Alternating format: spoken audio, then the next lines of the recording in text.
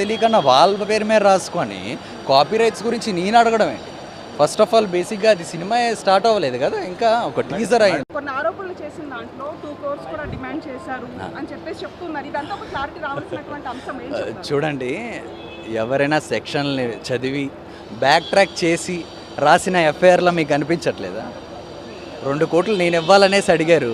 Okay, మనం జనాలకైతే ఇస్తాం, అవసరం ఉన్న వాళ్ళకైతే ఇస్తాం. బ్లాక్మెయిల్ అవి చేస్తే మనం భయపడేది లేదని మనం ఫైట్ చేస్తాం. అండ్ కోర్టు దాన్ని చూసే బెయిల్ శాంక్షన్ చేస్తుంది. Very simple, nothing. No case నమోదు చేసిన తర్వాత ఆల్రెడీ మీరు ఇన్స్టాలో ఒక పోస్ట్ పెట్టారు, అంటే నిజ నిజాలన్నీ బయటకు వస్తాయి, నా అడ్వకేట్తో నేను ప్రయత్నాలు చేస్తున్నాను. రైట్. సో దీని గురించి ఆ తర్వాత ఇప్పుడు సరే మీరు అన్నట్టుగానే నిజ నిజాలే బయటకు వచ్చారని అనుకుంటున్నారా ఏంటి?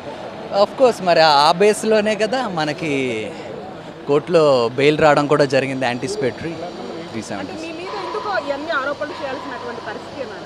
Money makes many things. ఫ్రీగా డబ్బులు రావాలంటే మరి ఎలా, ఏం చెప్తాం చెప్పండి. ఒక మూవీ రైట్స్ కోసం ఇదంతా జరిగిందని చెప్పేసి ఆ లేడీ ఎవరైతే ఉన్నారో బాధితురాలు ఆమె చెప్తూ ఉంది. చూడండి, ప్రేమ పెళ్లి పేరుతో మోసం చేశారని చెప్పేసి కూడా అంటుంది. ఏం చెప్తారు? 23 ఏళ్ళు నాకున్నప్పుడు వాళ్ళు వచ్చి కలిశారు. వాళ్ళు ఎవరో కూడా నాకు తెలియదు.